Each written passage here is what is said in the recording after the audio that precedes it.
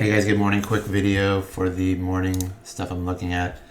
SPY, I'm not really interested in playing like a bounce or looking at some longs until probably around 288.90 is my first level of support.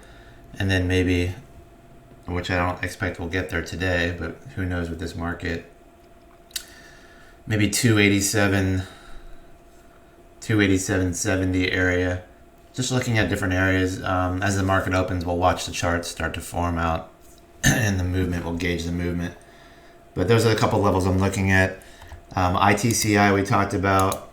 And by the way, when I come into the market, I was short Dow, SDOW, I was long. And I sold it, so now I'm kind of open for, I'm vulnerable here. I usually short the market at some point, trying to find the high and then carry it over the next day. I don't go heavy.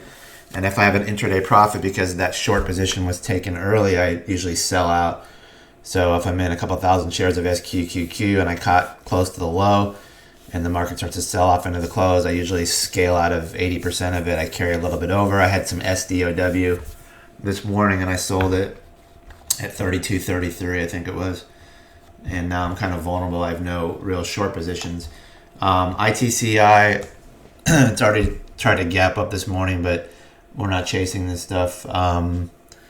Looking at 1970s, I'd love to get on ITCI, and who knows with this market. Like I said, I'm going to let stuff come to me at this point, especially with the level that the SPY is at. There's no reason for me to chase stuff and be stuck in a vulnerable position if we start to pull back a little bit more excessively. DKNG earnings this week.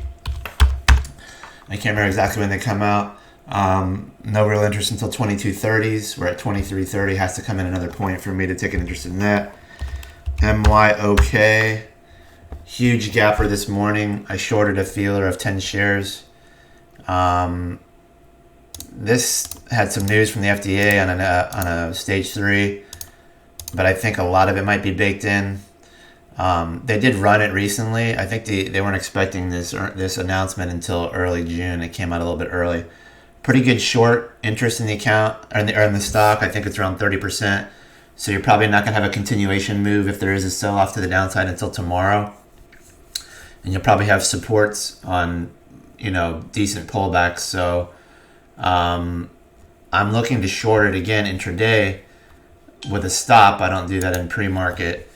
And it's already kind of rolling a little bit to the downside. But let's see. Let's watch it and see. Let's let it build some channels. I'm not going to do anything right off the bat.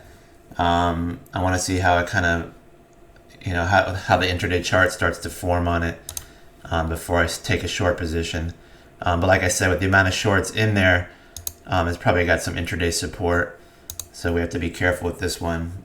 We're going up against some pretty good news, but I think a lot of it might be baked in and the valuation's getting a little stretched out. So that's one. MYOK, we'll take a look at that. NCLH, I believe earnings are Wednesday or Thursday. I actually just bought some this morning. I think they're going to, this is already beaten down so far. I believe they'll probably talk up the earnings. It'll be somewhat positive. So I don't want to go crazy here, but I'm interested with that 11 as just a pretty solid floor with multiple touches. I'm not really worried about a drop below that 11 on the earnings news. This is more vulnerable if we, if they reopen and start sailing, which they haven't yet, and then you get another outbreak on the virus, maybe on one of the ships. That's the concern there for sure. But I want to play this going into earnings, and we might get, low 14s or something like that. So I just think it's a low risk play, and that's what I'm kind of reaching for in this market. Low risk plays for sure. So, it's kind of having a hard time getting above the 20-day EMA, which is literally right around 1277, 1280. It struggled the other day. We pushed through there and we couldn't close above it. But I like this for a long play going into earnings. What else is popping this morning? UAA is down. AMC is up. Roku, I'm kind of interested. I'm still looking for a bottom in Roku. I tried to play it the other day and I got stopped out. It'd be interesting if we get some Roku around 119.90, 120.50. but it's still well above there. I don't know if we're going to get that. It might just correlate with a market bottom here intraday. It had a nice little bounce off this triple touch. I don't know. We'll be watching this one once it gets into the 123s, maybe for a reversal. This could be interesting. It's already been pulled back on earnings. It tried to move up at intraday on Friday. So maybe there's some shorts that got in there that I'll be covering.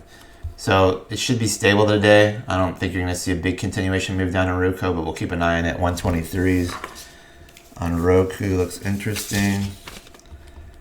And maybe we come back later in the day and see what's cracking.